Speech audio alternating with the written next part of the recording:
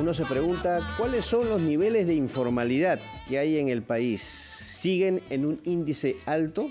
Estas preguntas nos las responde en estos momentos Mónica Muñoz Nájar en El Momento Económico. ¿Cómo estás, mi querida Mónica? ¿Qué tal? ¿Qué tal? ¿Qué tal? Buen día, Carlos. Buen día, Joana. Buen día, queridos oyentes y televidentes de RPP. Vamos a comentar sobre estos datos de informalidad porque hay distintos estudios que han estado saliendo las últimas semanas al respecto, cómo afecta la informalidad a la economía del Perú, cómo nos afecta a nosotros.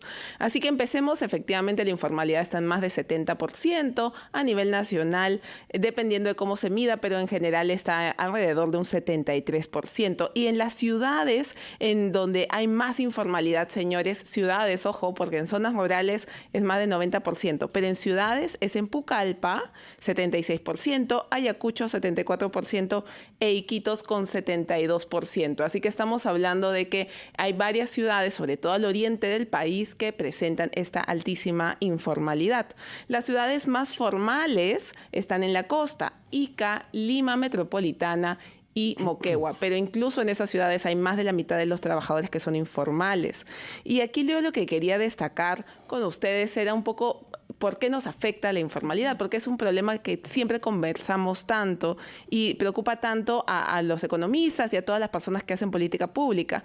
En general, la informalidad es un obstáculo para implementar mejores políticas y también es un obstáculo para el crecimiento. Cuando una empresa, cuando un trabajador es informal, el trabajador informal primero que no recibe beneficios sociales, no tiene derechos laborales, pero también se ve muy expuesto porque normalmente trabaja en condiciones precarias. Y si trabajas en condiciones precarias y estás expuesto a un accidente, evidentemente toda tu familia se pone en riesgo. La regularidad de tus ingresos es muy infrecuente, porque, por ejemplo, si yo trabajo de forma informal, yo no sé cuánto voy a ganar necesariamente este mes o el próximo mes, ¿no? Exacto. Entonces, eso genera que las familias no se puedan desarrollar. Además, la informalidad a la larga en el Perú lo que está generando es como una exclusión con la población, porque si vemos quién es informal en el Perú, la mayoría lamentablemente son los pobres. Entre los pobres extremos el 96% es informal, entre los pobres el 91% es informal. Así que estamos hablando de ahí de un mecanismo de exclusión. ¿Por qué hay tanta informalidad en el Perú? Hay distintas causas, distintos estudios. Uno de los que señala, digamos, hay consenso, es que es muy complicado realmente tener a trabajadores formales. No es que las empresas no quieran contratar formalmente necesariamente, sino que es muy caro, es complicado legalmente. Hay muchísimas normas laborales en Perú. Es uno de los países que la normativa laboral tiene más páginas. Tenemos como 2.000 páginas solamente de normativa laboral.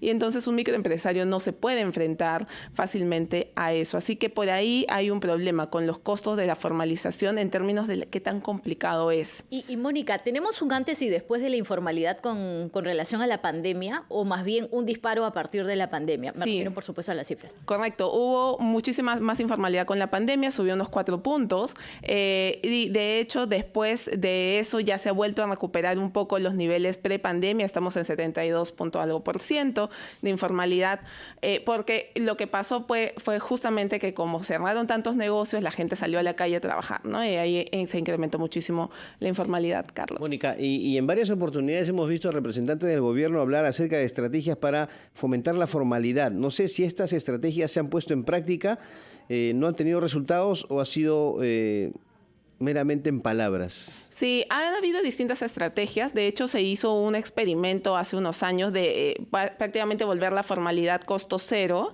pero el tema es que los microempresarios tal vez se formalizaban un momento y luego salían de la formalidad porque es muy caro quedarse en la formalidad. Es decir, te vuelves formal y al momento nomás viene la municipalidad, viene la SUNAFIL, una serie de supervisores que sin duda tienen un rol importante, pero al final, a la larga, como fiscalizan a tan pocos formales, van generando el desincentivo. Dicen, mejor me quedo informal para que no me vengan a estar fiscalizando, ¿no? Entonces, ahí no se está mirando el problema de forma integral. Y ese es el problema más grave que tenemos en el país, que el rol fiscalizador que se tiene que aplicar se hace de forma desorganizada, desarticulada y con mucho énfasis en fiscalizar a los poquitos que son formales y no tanto en tratar de llevar a más personas a la formalidad. Lo otro que yo quería señalar, lo último, es que hay una agenda muy importante que es la agenda de la productividad.